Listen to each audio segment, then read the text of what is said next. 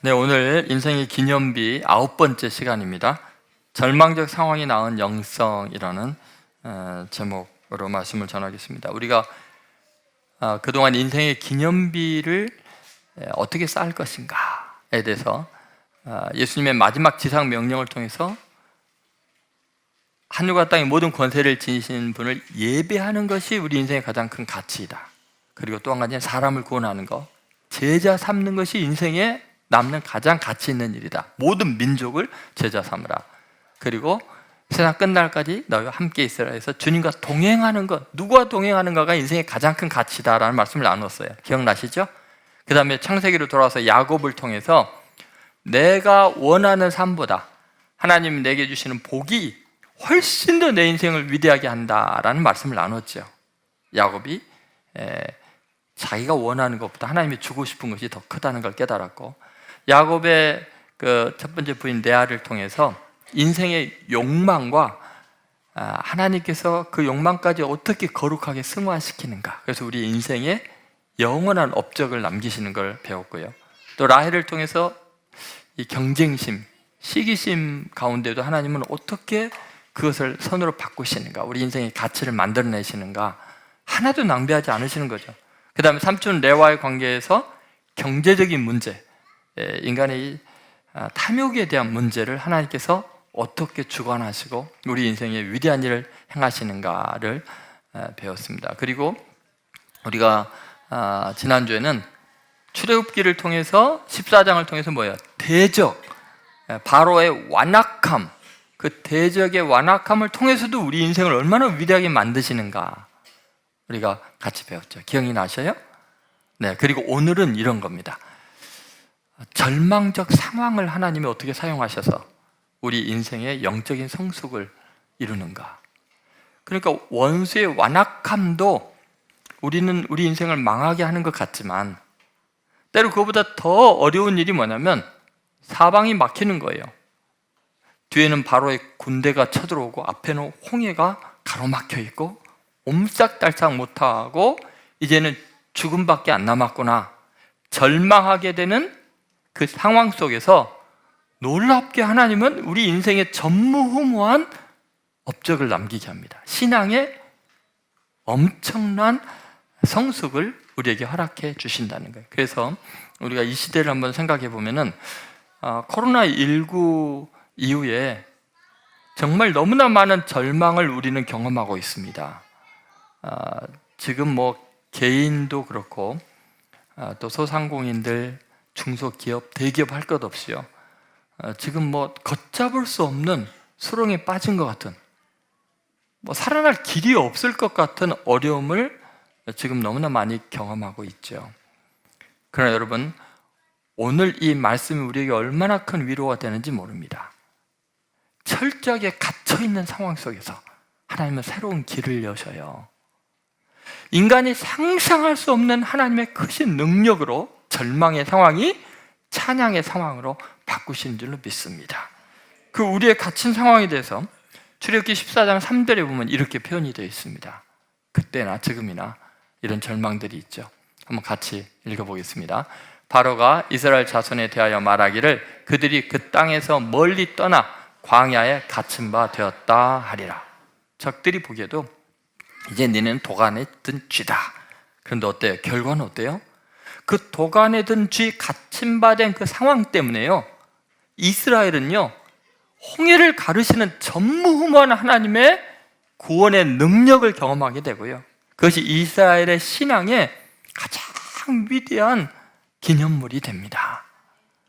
여러분, 지금 어떤 절망을 경험하고 있는지 저는 몰라요. 그 경제적인 건지 인간관계인지 잘 몰라요. 그러나 여러분, 하나님의 말씀은 명백합니다. 가장 위태롭고 희망이 없는 그때야말로 하나님이 가장 위대한 분이고 새 일을 행하시는 하나님인 것을 경험하게 하는 절망의 상황이 신앙 고백의 굉장히 중요한 초석이 되는 줄로 믿습니다. 자, 그래서 오늘 우리가 첫 번째 생각할 것 이런 거예요. 그 절망의 상황이 얼마나 영적인 성숙에 중요한가. 첫 번째는 하나님과의 다차원적인 관계를 형성하게 합니다. 좀 말이 어렵지만요, 이런 거죠. 그동안 내가 알지 못했던 하나님의 새로운 면모를 보는 거예요. 왜냐하면 내가 전에 경험하지 못한 절망을 경험하면 내가 전에 알지 못했던 하나님의 새로운 은혜와 능력을 경험하는 기회인 줄로 믿습니다. 그래서 하나님에 대해서 다른 차원에서 경험하게 돼요. 신앙이 굉장히 폭이 넓어집니다. 15장 2절에 보면 그들이 이렇게 하나님을 찬양하게 됩니다. 그 절망의 자리에서 같이 읽겠습니다. 여호와는 나의 힘이요 노래시며 나의 구원이시로다. 그는 나의 하나님이시니 내가 그를 찬송할 것이요 내 아버지의 하나님이시니 내가 그를 높이리로다. 참 놀랍잖아요. 그 홍해 앞에서 애굽의 군대 사이에 끼어가지고 도저히 살 길이 없는 그때 하나님이 얼마나 나에게 놀라운 분인가. 그분이 나의 힘이고 내 노래이고 나의 구원이시고 나의 하나님이고 내 아버지의 하나님이셨구나. 하나님에 대해서 구체적으로, 하나님에 대해서 전혀 새로운 각도에서 그 창조주 하나님이 내 노래가 되는, 내 힘이 되는, 내 아버지가 되는 놀라운 은혜를 경험하게 된 줄로 믿습니다. 여러분, 이거 특별한 고난이 없으면 이런 특별한 하나님의 능력과 은혜와 나와의 새로운 관계성, 새로운 차원의 도약이 불가능한 거예요. 그러니까 여러분, 어떤 절망을 경험하게 되면 와, 하나님의 새로운 놀라운 은혜를 내가 새롭게 경험하게 되겠구나. 그게 믿음의 반응이에요. 세상 사람들처럼 절망할 게 아니에요. 지금 이 시대가 자연적인 전쟁의 소문에 온갖 재앙이 가득할 때 세상 사람들은 다 두려워하죠. 그러나 우리는 그 재앙을 다스리시고 역사를 주관하시는 하나님이 내 아버지시고 내 힘이시고 내 노래인 것을 경험하게 될 줄로 믿습니다. 원수의 완악함으로 인해서 정말 이런 절망의 자리가 내게 닥쳤지만 오히려 그것 때문에 하나님과 구체적인 관계가 새롭게 형성이 되는 겁니다. 그래서 하나님에 대한 인식의 지평이 새롭게 열려요. 와, 우리 하나님은 이렇게까지 내 힘이 되시고 내 노래가 되시는구나. 그런 놀라운 변화가 여러분과 저에게 있을 줄로 믿습니다. 여러분, 이 시대 지금 자연재해 때문에 또 전쟁의 소문 때문에 여러 강력한 군대들 때문에 온 세계가 두려움에 잡혀 있잖아요. 그런데 오늘 이런 고백을 합니다. 15장, 출애굽기 15장 4절을 보시죠. 같이 읽겠습니다. 그가 바로의 병거와 그의 군대를 바다에 던지시니 최고의 지휘관들이 홍해에 잠겼고 하나님이 군대도 통치하시는 거예요. 자연도 마찬가지죠. 15장 8절에 이렇게 이야기를 하고 있습니다. 주의 콧김에 물이 쌓이되 파도가 언덕같이 일어서고 큰 물이 바다 가운데 엉기니이다. 어때요? 자연재해가 가득한 이런 때 하나님이 바다를 어때요? 그 콧김으로 쌓게 하고 파도가 언덕같이 일어서게 하고 큰 물이 바다 가운데 엉기게 하는 자연을 다스리시는 하나님이신 것을 경험하게 됩니다. 결국 출애굽 후에 가장 큰 위기의 순간에 이스라엘은 역사상요 전무후무한 신앙의 경험을 하게 되고요, 두고두고 어려움이 생길 때마다 이 가장 절망적인 상황이 가장 큰 힘이 됩니다. 가장 큰 신앙 고백의 재료가 됩니다. 그러니까 여러분, 똑같아요. 하나님은 역사를 다스리시고 자연을 다 움직이시는 하나님인 걸 믿습니다. 그러니까 여러분, 어떠한 상황에서도요 절망의 그 자리가 하나님의 새로운 능력과 은혜를 경험하는, 신앙의 차원이 달라지고 하나님과 관계가 새로워지는 절호의 기회인 것을 믿으시기 바랍니다. 이스라엘 역사는 내내 그랬죠. 나중에는요 바벨론의 포로로 잡혀가서 완전히 나라가 망한 그러한 때, 바벨론 강가에서 그들이 절망 가운데 울 때예요. 그들은 예전에 홍해를 가르고 구원하신 하나님의 능력과는 비교가 안 되는 놀라운 은혜를 경험해요. 그거는 난데없이 페르시아의 고레스 황제가 아무런 조건 없이 바벨론을 무너뜨리고 그들을 자유케 하고 성전을 짓도록 허락해주는, 역사를 주관하시는 하나님의 능력과 은혜를 새롭게 경험을 해요.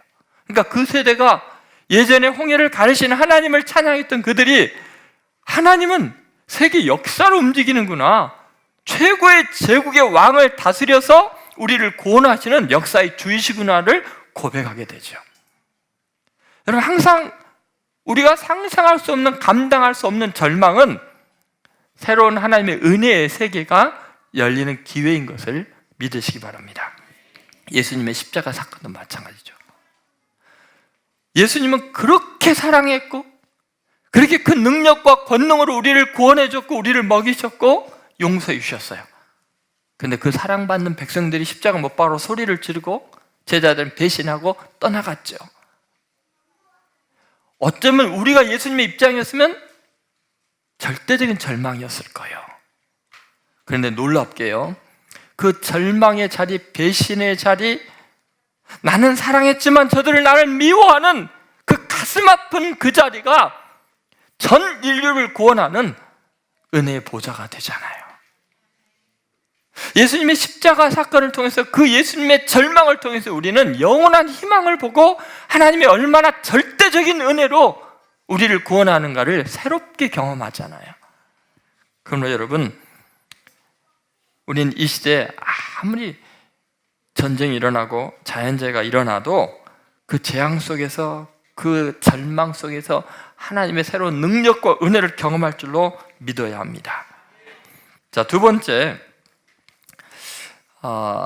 이 절망적인 상황이 우리에게 주는 건 뭐냐면요, 우리의 완악함의 위험성에 대한 깨달음을 허락해 줍니다. 신앙생활에서요, 제일 두려운 게 뭐냐면 내 마음이 굳어지는 거예요. 완악해지는 거예요. 여러분, 우리를 절망적으로 몰아가는 그 원수들의 완악함이 얼마나 비참한 결과를 만들어내는가를 보여주면서 신앙생활에 있어서 정말 우리의 마음이 부드러워야 된다는 것을 잘 알려주고 있죠. 여러분, 인간은요, 절망적인 상황에 처하면 완악해지기 쉽습니다. 그래서 모세를 원망하고 돌로 쳐 죽이려고 하고 그랬잖아요. 우리가 차라리 애굽에서 노예살이하는 게 낫겠다. 여러분, 얼마나 이 바로와 그 군대들이 완악하게 해서 그 이스라엘 백성들을 끝까지 죽이려고 추격하는가 한번 생각해 보세요. 자, 그들의 말이 얼마나 완악한가. 15장 9절 나와 있습니다. 같이 읽겠습니다. 원수가 말하기를 내가 뒤쫓아 따라잡아 탈취물을 나누리라. 내가 그들로 말미암아 내 욕망을 채우리라. 내가 내 칼을 빼리니 내 손이 그들을 멸하리라 하였으나. 어때요? 얼마나 완악합니까? 10가지 재앙을 경험하고 그리고도 끝까지 완악해져 갖고 다시 마음 돌이켜서 추격해서 죽여야겠다, 이렇게 완악한 모습이죠. 그럴 때 10절에 이러한 결론이 내려집니다. 10절, 주께서 바람을 일으키심에 바다가 그들을 덮으니 그들이 거센 물에 납같이 잠겼나다. 여러분, 완악하게 되면요, 완전 밑바닥으로 떨어지게 됩니다. 납같이 잠기게 됩니다. 하나님께서 원수를 다루실 때요, 완악하게 하는 그 이유가 있어요. 그것은 뭐냐면 그들을 마지막 멸하실 때 나타나는 현상이에요. 원수가 너무너무나 독하게 굴고 끝까지 완악해갖고 나를 절망하지 않으러 몰아가는 이유가 뭐냐면은 하나님이 그들을 멸하시려고 작정할 때 일어나는 현상이 완악해진다는 거죠. 자, 14장 30절을 보시죠. 14장 30절 같이 읽습니다. 그날에 여호와께서 이같이 이스라엘을 애굽 사람의 손에서 구원하심에 이스라엘이 바닷가에서 애굽 사람들이 죽어 있는 것을 보았더라. 여러분, 왜 원수가 완악해져요? 결국은 죽으려고 그러는 거예요.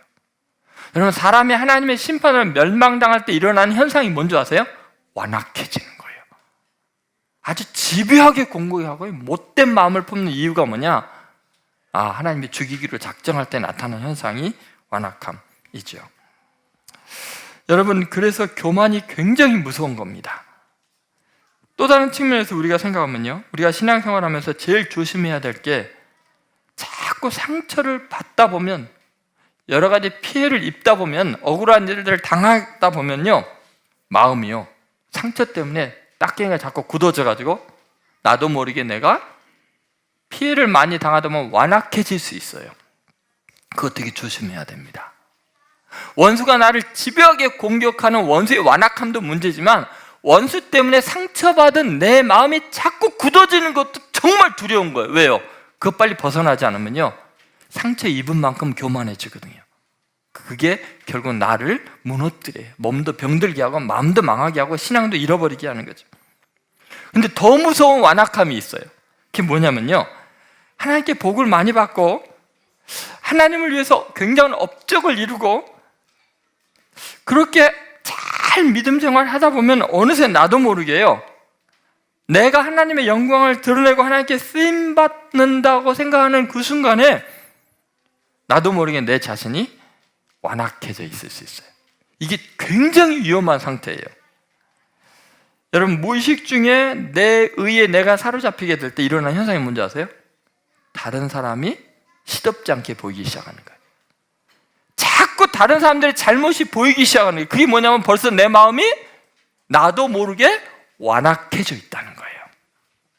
되게 위험한 상태입니다. 왜냐하면 앞에 두 가지는 내가 완악해졌다는 걸 좀 느낄 수가 있는데, 내가 너무 훌륭하게 살다 보면은 자꾸 사람들의 잘못된 모습들, 똑바로 살지 못하고 고생해서 스스로 노력하지 못하고 뭐 이런 것들이요, 자꾸 한심해 보이기 시작해요. 가짜게 보이기 시작해요. 그 뭐예요? 나도 모르게 내 의 속에서 내 훌륭한 삶 때문에 내가 스스로 완악해진 거죠. 근데 이 세 가지는요, 결과가 똑같아요. 죽음이에요, 죽음. 완악함의 결론은 뭐냐? 바닷가에 그들의 시체를 봤더라. 그거예요, 결국은. 여러분, 우리는요, 이 세 가지 완악함에 대해서 절망의 자리에서 우리는 다시 한번 회개할 수 있는 기회를 가져야 돼요. 예를 들면 다윗 보세요. 아까 그 절망의 자리에서 얼마나 하나님을 의지하고 새노리로 하나님은 나의 힘입니다, 구원입니다 그랬어요. 그런데요, 다윗이요, 하나님을 너무나 사랑했어요. 계속 전쟁에 승리했어요. 하나님을 위해서 성전의 모든 건축을 다 준비까지 했어요. 하나님을 향한 모든 헌신을 다 한 뒤에 자기도 모르게 마음이 완악해지는 걸 몰랐어요. 그래서 밧세바를 보고 범했어요. 자기의 죄가 얼마나 심각한지도 모르고 그거 감추려고 마음이 완악해지니까 그 충성스러운 우리아와 그 부하들을 다 죽였어요. 여러분 보세요. 다윗이 뭘 죄를 지어가지고 완악해진 게 아니라요, 가장 성공했을 때, 하나님께 위대하게 쓰임받을 때, 하나님께 헌신했을 때 내 마음이 어느새 그 자기 의 때문에 완악해진 걸 모르니까 잔인해지는 것도 모르는 거예요. 그래서 얼마나 비참한 두려운 일들을 그 다음에 겪게 됩니까? 여러분, 우리는 마음이 완악해지는 것이 얼마나 위험한 하나님의 심판의 대상이 되는가를 깨닫는 것이 은혜입니다. 아멘을 2명만 하시고 나는 안 그런 척 지금 하고 계시는 것 같아요. 여러분, 하나님의 일에 귀하게 쓰임받는 것 되게 중요해요. 임채환 집사님이 간증을 여러 번 했어요. 15년 전에 죽을 자기를 말씀이 살렸노라고. 그런데 그 은혜 받고 하나님께 위대한 일을 하면서 자기가 얼마나 교만해지고 완악해지는지 참치참치 놀란대. 왜냐하면 보는 것마다 이 문제가 보이니까 사람들마다 그렇게 예전 습관대로 이게 막 왜 그렇게 사냐, 미운 마음이 들고 혼내고 싶고. 그래서 제가 한 10번은 들은 것 같아요. 만나는 사람마다 고백하는, 자기 손에다가 문신을 하고 싶대요. 너나 잘해. 너나 잘해. 내가 어떠한 죄인이었는데 하나님의 은혜로 구원받아 놓고 조금 하나님이라 한다고 자꾸 다른 사람 지적질하는 내 모습이 너무 싫어서 여기다 크게 지워지지 않는 문신을 크게 하겠다는 거예요. 그래서 제가 말린이라고 혼나는데 너나 잘해. 근데 제 마음에요, 그 솔직한 고백을 들으면서 저도 소리 외쳤어요. 돈 받고 싶다. 저는 이마에다가 니나 잘해 이렇게 쓰고 싶어서. 조 목사 니나 잘해. 여러분, 우리들은요, 내가 헌신하는 순간에 나도 모르게 완악해질 수 있다는 걸 알아야 돼요. 남 지적질할 시간이 없어요. 회개하고 겸손하게 눈물로 기도하는 길밖에는 완악함을 면할 길이 없어요. 여러분, 우리는 나도 모르게 이렇게 되니까요. 원수 때문에 완악해지고, 상처받았다가 완악해지고, 잘했다가 완악해지고. 여러분, 다른 모든 죄들은요, 자기가 죄인인 걸 깨달을 수 있는데 이 교만의 죄는 완악해지면요, 자기가 죄인인 걸 몰라요. 그래서 내가 완악해져 있다는 걸 깨닫는 게 은혜입니다. 하나님, 나를 좀 불쌍히 해주세요. 이 교만한 마음을 용서해 주세요. 내 마음이 옥토가 되게 말씀의 방망이로 부숴주고 성령의 불로 태워주세요. 여러분, 꼭 이 은혜가 여러분과 저에게 함께하기를 간절히 소망합니다. 자, 세 번째 마지막으로 절망으로 인해서 예비된 성소예요. 여러분, 절망적 상황이 우리에게 준 놀라운 은혜가 뭔지 아세요? 그 절망적 상황이 우리에게 예배 처소가 된다는 거예요. 성전이 된다는 거예요. 여러분, 우리는 그래요. 하나님의 임재가 가득한 성전, 그것은 거룩한 장소, 교회, 예배당, 이것만 생각하잖아요. 근데 실제로 성경을 보면요, 어떤 곳에서 하나님을 만나느냐, 정말 내가 하나님을 체험하게 된 가장 거룩한 지성소는 어디냐면요, 내가 가장 절망한 그 자리예요. 지금 홍해의 바닷가, 그 바닷속 깊은 곳 그 한가운데가 성소가 된다는 거예요. 여러분, 정말 놀라운 이야기입니다. 오늘 15장 17절을 보세요. 어떻게 이런 고백이 나오는지 저는 모르겠어요. 지금 이들은 홍해를 건넜잖아요. 가장 절망의 자리를 지났는데 그 자리가 자기네들을 성소로 이끈다고 이야기합니다. 한번 같이 말씀을 읽어보겠습니다. 주께서 백성을 인도하사 그들을 주의 기업의 산에 심으시리이다. 여호와여, 이는 주의 처소를 삼으시려고 예비하신 것이라. 주여, 이것이 주의 손으로 세우신 성소로소이다. 아니, 지금 가나안 땅에 안 들어갔잖아요. 지금 바다 막 건넜잖아요. 그런데 하나님이 주의 기업의 산에 심으셨다는 거예요. 바닷속에서 나왔는데 지금 산에 심었다는 거예요. 주의 처소를 삼으시려고 예비한 것이 뭐냐면 내 절망이었다는 거예요. 이것이 주의 손으로 세우신 성소로소이다. 내가 겪고 있는 아픔과 두려움과 절망이 바로 내가 하나님을 만나는 장소였고 예배하는 성소였습니다. 이곳이 내가 예배하는 하나님을 만나는 가장 거룩한 장소입니다. 사실 원수의 강팍함, 감당하기 힘든 그 자리, 절망의 자리에서 우리는 비로소 하나님의 집을 경험합니다. 예를 들어 보세요. 야곱이 형 에서를 피해서 광야의 절망 가운데 누워있어서 돌베개 하던 그곳이 하나님의 집 베델이었습니다. 아브라함이 가장 사랑하는 자기 외아들 이삭을 번제로 바쳐야 되는 가장 절망적인 그 자리가 여호와 이레, 하나님이 예비한 성소였습니다. 그리고 바로 그 자리, 예수님이 십자가에 못 박혀 죽임을 당하는 가장 처참한 그 자리가 전 인류를 구원하는 가장 거룩한 지성소가 되었습니다. 십자가가 구원의 능력이 되었습니다. 여러분, 믿으십니까? 여러분 삶의 절망의 자리는 어떤 의미에서요? 가장 거룩한 지성소예요. 하나님을 비로소 예배할 수 있는 그 자리예요. 이 절망을 경험해보지 않은 사람은 인생의 진정한 예배를 몰라요. 성소가 어딘지를 몰라요. 하나님의 놀라운 은혜는 내가 원하는 걸 다 이루어 줄 때도 있지만 내가 절망한 그 자리에서 더 크게 이루어지는 것을 믿으셔야 합니다. 이제 오늘 말씀을 마무리하겠습니다. 절망이 낳은 그 상황도 우리 인생의 기념비가 될 수 있음을 믿으시기 바랍니다. 그것은 하나님과의 전혀 다른 차원의 관계를 형성하게 하는, 새 노래를 부르게 하는 거예요. 또는 완악함의 위험성을 깨닫고 그 절망 때문에 우리가 마음이 부드러워질 수 있는 거예요. 그리고 절망으로 인해서 우리는 하나님이 예비한 거룩한 성소에서 하나님을 만나게 되는 가장 영적으로 복된 시간이 될 줄로 믿습니다. 그렇게 믿음으로 승리하는 성도들 되시기를 주의 이름으로 소망합니다.